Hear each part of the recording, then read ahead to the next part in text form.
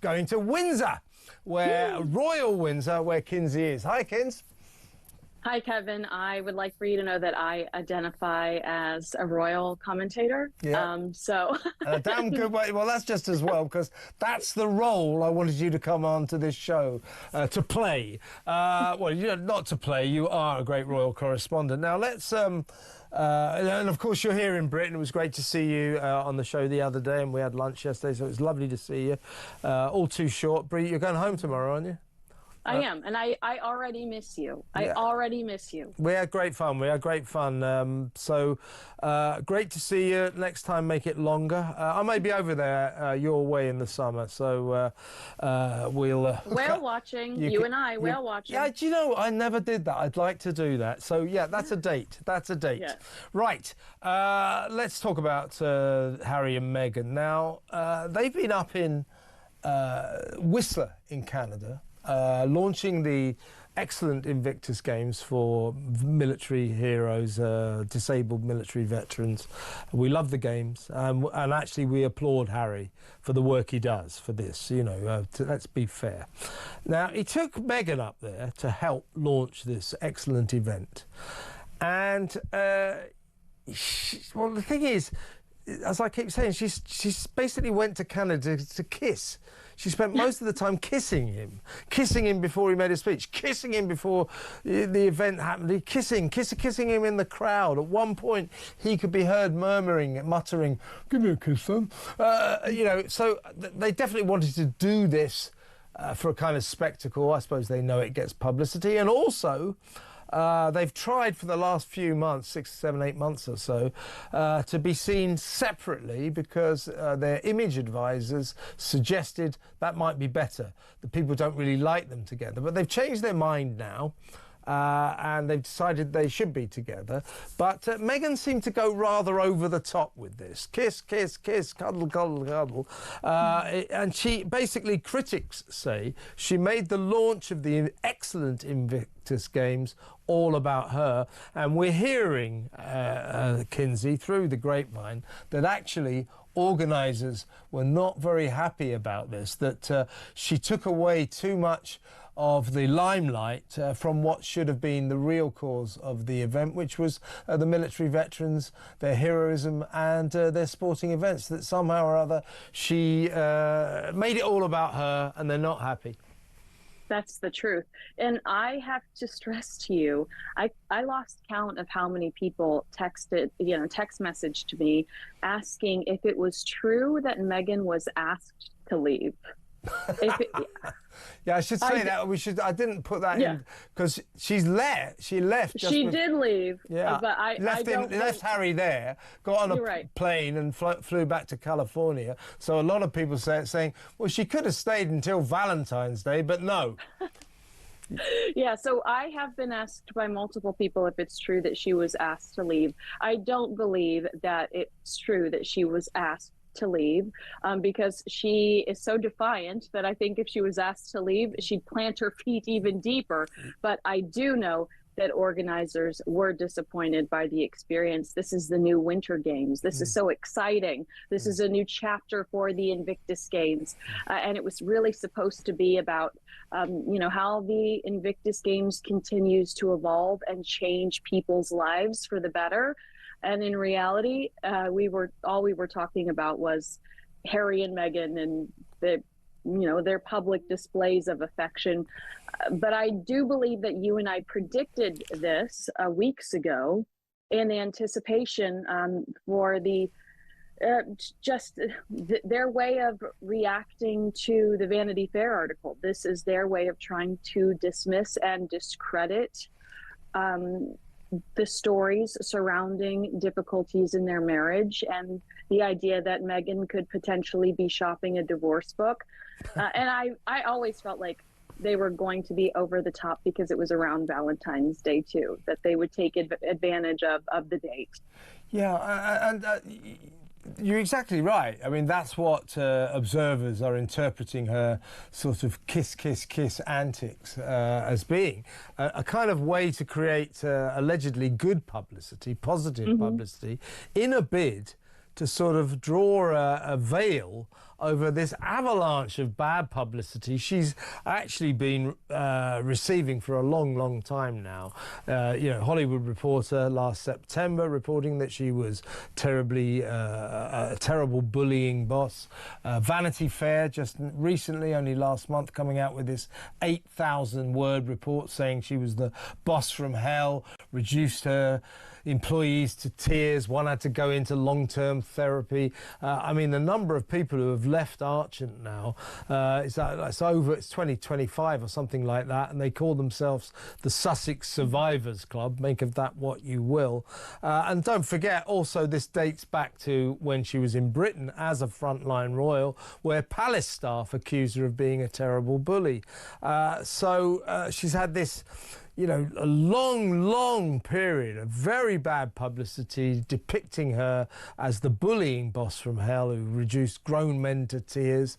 They called her a tyrant in high heels, tantrums at 5 a.m., all of that. So basically her name was mud, toxic in Hollywood.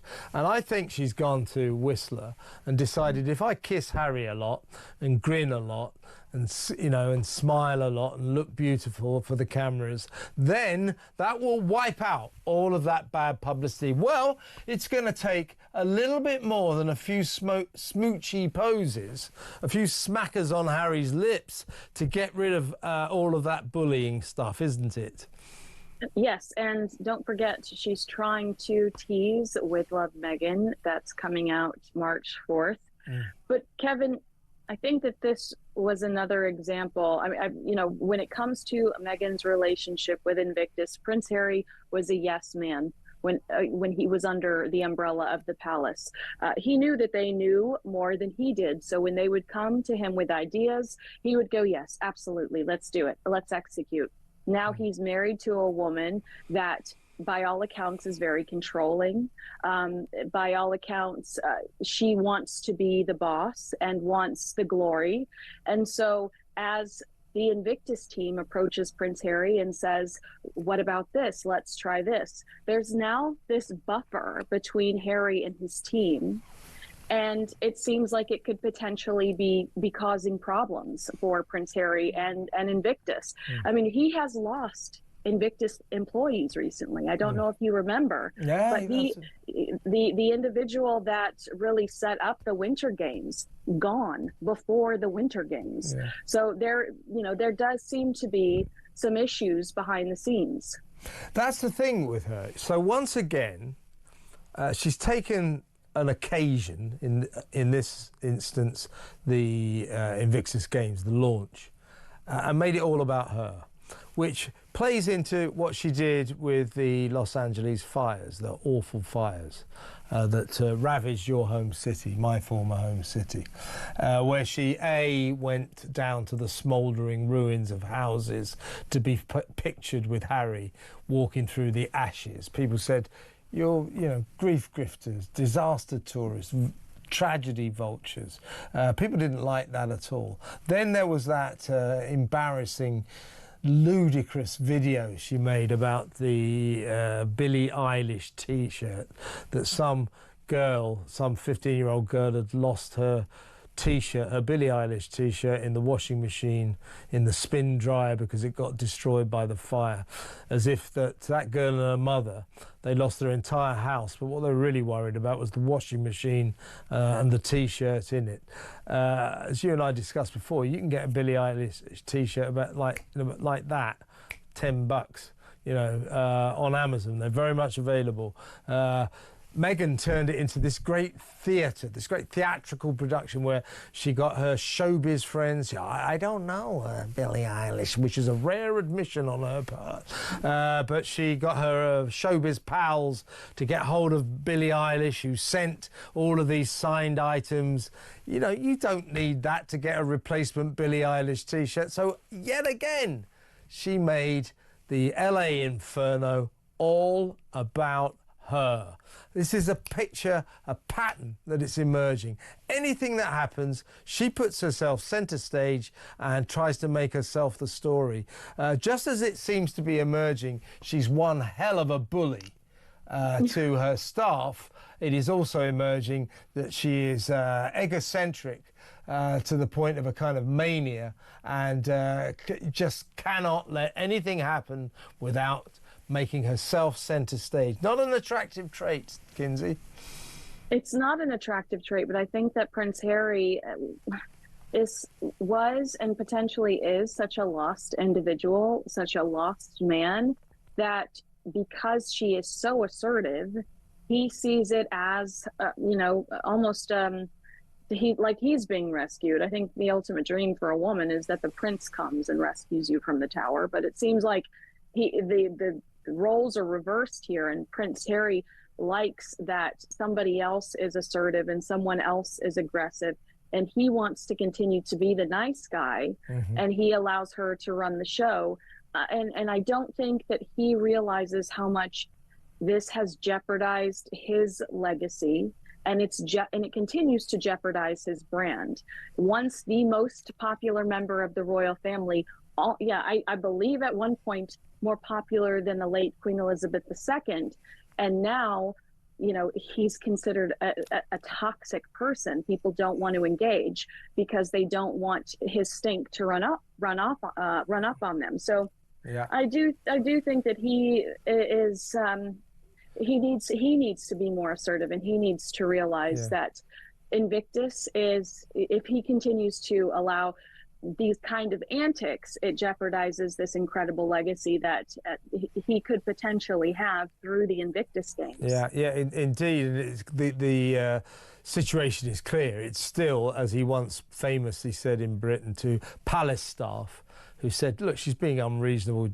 Come on, she can't." He turned round to them and said, "What Meghan wants, Meghan gets." It's still that, isn't it? Now I'm going to play a conversation that I find strange. Now, again, this is at the Invictus Games. You'll see Meghan in the background. He's talking to some guy next to him in the stands. Listen to this conversation.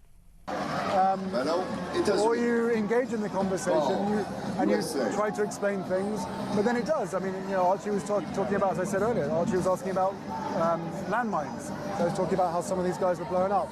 I think IEDs, improvised explosive devices, is probably a bit too much at this stage. But I found myself talking to him about mines at 5 years old. And interestingly, it gave me a chance to talk about my mum, his grandma, which I didn't even really consider. So that became the outcome of the story for him, which is he then saw videos, he wanted to see videos and photographs of his grandma Diana out doing her thing for landmines all those years ago. So it produced a very interesting... Strange. Now, of course, it gave him a chance to talk about his mother. That's rare. He doesn't like talking about his mother much, does he? Much. I mean, he seems to reduce every conversation with him comes down to his mother, to Princess Di. But what I found strange about that is, I suppose we have to take it as him at his word. But isn't Archie's 5 years old, right? Yes. You're talking to a 5-year-old about explosive devices, landmines, IEDs. And then he says, it gave me a chance to talk about my mother as well. I mean, who talks to a 5-year-old kid about explosive devices that kill people? It's a bit odd, isn't it? It is totally weird, but I'm not surprised, I guess.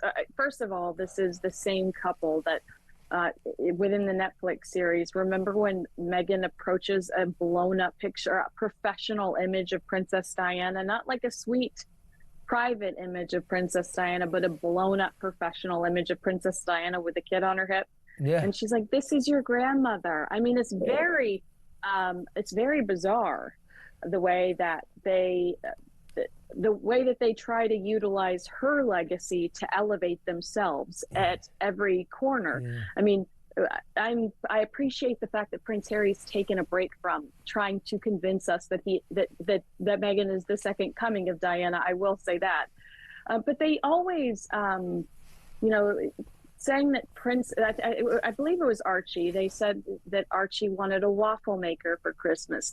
They always say these odd things. That's like a 2 or 3 year old boy at the time.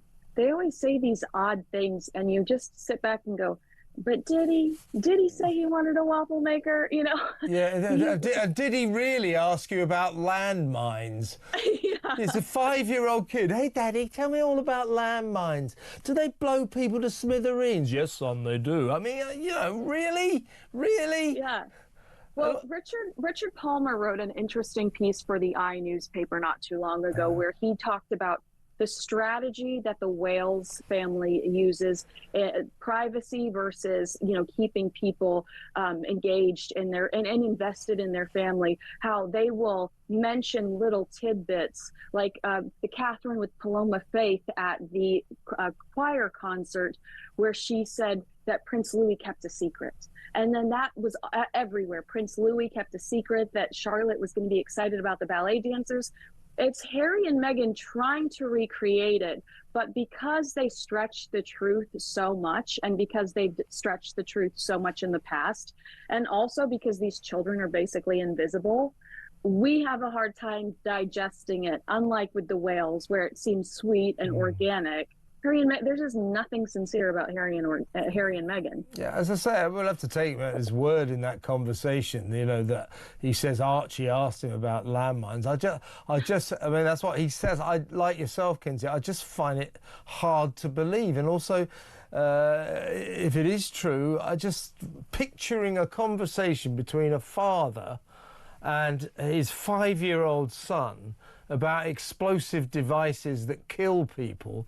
That is a weird image to me. That is a very strange image that tends to reinforce the idea that royal family members live on a different planet to the rest of us, at the very least. So anyway, talking of royals, you're down there in the royal town of Windsor. You've been looking at the castles, enjoying the royal atmosphere. What have you been up to? Oh, absolutely. I spent over $100 on knickknacks that I did not. I have another snow globe. I mean, I am so ridiculous. A Union Jack purse, a Diana purse. They were thrilled when they saw me walk through the door with my credit card statement. But yeah, I love the castle. It's the most beautiful thing in the world. And I almost went into the Prince Harry pub for a beverage, but I just could not do it. I was like, Kevin would never forgive me. Yeah, no, you can't go in there. You have to go to another royal pub. And I don't suppose the flag is up, is it? Because that denotes that the king is in residence. But of course, usually in the old days, when the late great Queen was alive, you going down there, she'd almost certainly be across the road because she loved being in Windsor. But the king prefers to go to Highgrove, his other joint, and it doesn't go to Windsor quite so much. So I'm assuming probably that the Royal Standard isn't flying over Windsor Castle right now. But you know what? I am close to Prince Andrew. What a blessing. Yeah. Well, at least, yeah, that's right. Why don't you pop in and see him? Because I gather that he's a bit pushed for company these days. Actually, don't pop in and see him. Take my advice. You're off back home tomorrow, yes, Kins? Yes, I am. All right. Safe flight home, and great to talk to you.